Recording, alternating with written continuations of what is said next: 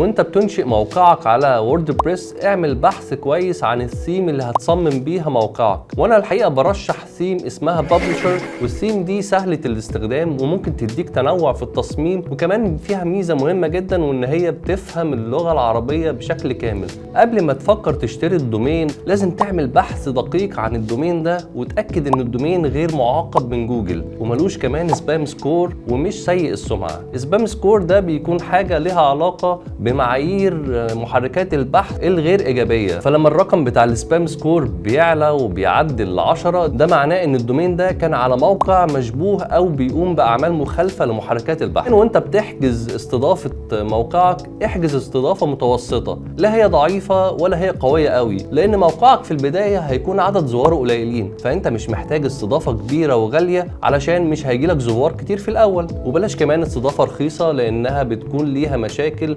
وممكن توقع موقعك من وقت للتاني. وانت بتصمم موقع صحيفتك الالكترونيه قسمها كانك بتقسم صحيفه او مجله ورقيه. لو صحيفتك فنيه فانت محتاج اقسام زي مثلا اخبار الفنانين، سينما، تلفزيون. تقدر في كل قسم من دول انك تصممه بالشكل اللي يصلح لمحتواه. هتجهز له مجموعه من التاجز، والتاجز دي بتكون كلمات محدده جدا شبه الكي ووردز، بس فكرتها ان هي بتربط ما بين المحتوى وبعضه في نفس القسم.